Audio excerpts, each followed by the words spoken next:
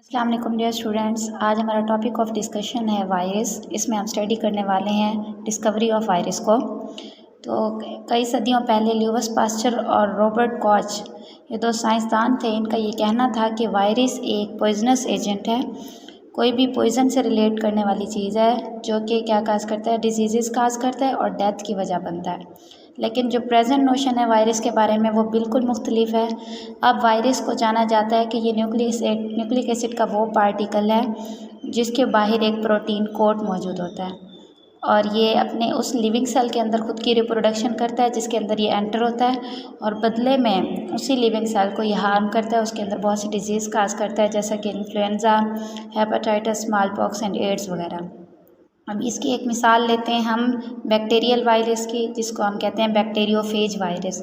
ये बैक्टीरिया के अंदर डिजीज़ काज करता है और वो ब्रांच, बायोलॉजी की वो ब्रांच जिसके अंदर हम वायरस को स्टडी करते हैं, वो वायरोलॉजी कहलाती है। और ये क्या है, इम्पॉर्टेंट हमारे पास एमसीक्यूज़ है।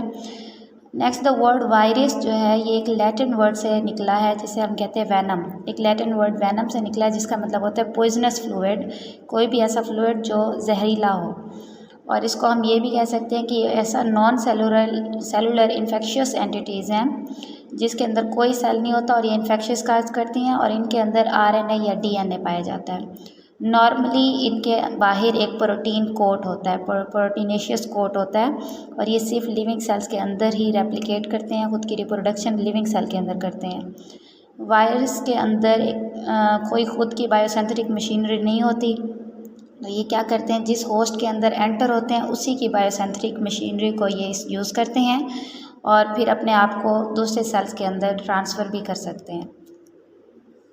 बहुत सी वायरल डिजीज़ हैं जो कई सदियों से जानी जाती हैं, बल्कि पहली जो डिज़ीज़ जिसके खिलाफ प्रिवेंशन का पूरा इफ़ेक्टिव मेथड ढूंढा गया था वो एक वायरल डिज़ीज़ थी। और वो कौन सी थी कि हम सब जानते हैं या ऑलरेडी पढ़ चुके हैं कि 1796 में एडवर्ड जेनर नाम का एक साइंसदान था जिसने सबसे पहले 8 साल के एक बच्चे को वैक्सीनेट किया था या उसके अंदर इंजेक्ट किया था क्या चीज़, कॉपॉक्स लेजियन से निकलने वाला मटेरियल। कॉपॉक्स के जो लेजियंस होते हैं या गाय के ऊपर जो फोड़े निकलते हैं उनसे जो मटेरियल मिला था वो उसने एक बच्चे को इनोक्यूलेट किया था। उसके अंदर 6 हफ्ते बाद बच्चे के अंदर उसने स्मॉल पॉक्स के एक मरीज़ से लिया गया पस इनोक्यूलेट किया था, लेकिन उस बच्चे के अंदर कोई डिजीज़ काज नहीं हुई। तो बाद में उसने उसी मटेरियल से जो उसने कॉपॉक्स लेजियन से लिया था उससे उसने 23 पर्सन्स को वैक्सीनेट किया था और वो बिल्कुल स्मॉल पॉक्स से महफूज रहे थे। तो जो कि ये जो वर्ड काउ है ये इसे लैटिन में वैका कहते हैं और उसने ये मटेरियल काउ से लिया था, इसलिए उसे बाद में पास्चर ने वैक्सीनेशन का नाम दिया था। 1884 में एक पास्चर का ही साथी था जिसका नाम था चार्ल्स चैम्बरलैंड। इसने ये बताया था कि वायरस जो होते हैं वो बैक्टीरिया जिस पोर्सिलेन फ़िल्टर से गुज़र सकते हैं वहाँ से वायरस नहीं गुज़र सकते।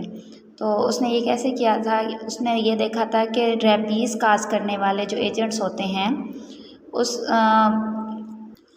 अब ये रेबीज़ क्या होता है, रेबीज़ एक ऐसी बीमारी है जिसके अंदर ह्यूमन को कोई भी रैबिट, डॉग, फॉक्स या कैट अगर बाइट कर ले, काट ले तो उससे बीमारी होती है। और उसने कहा था कि इसके अंदर जो इस रेबीज़ के एजेंट्स होते हैं वो इस फिल्टर से गुज़र सकते हैं।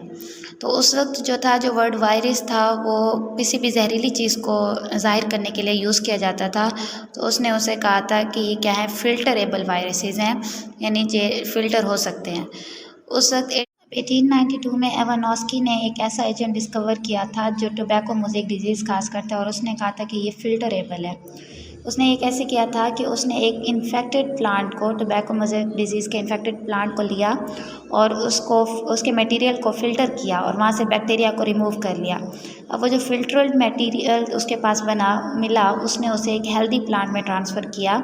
तो वो हेल्दी प्लांट भी, उसके अंदर भी डिजीज़ हो गई, भी बीमारी हो गई। तो उसने ये अंदाज़ा लगाया कि ये एजेंट जिसकी वजह से ये डिजीज़ हुई है वो फ़िल्टरेबल है और वो बैक्टीरिया नहीं है। उसके बाद ऐसा ही एजेंट जो फ़िल्टर के अंदर से गुज़र सकता है, अल्ट्रा माइक्रोस्कोपिक एजेंट, ये बहुत सी डिजीज़ के विक्टिम्स के अंदर देखा गया, जैसा कि फुट और माउथ की डिज़ीज़, इसमें ये 1898 में देखा गया और येलो फीवर की डिज़ीज़ इसमें ये 1901 में देखा गया।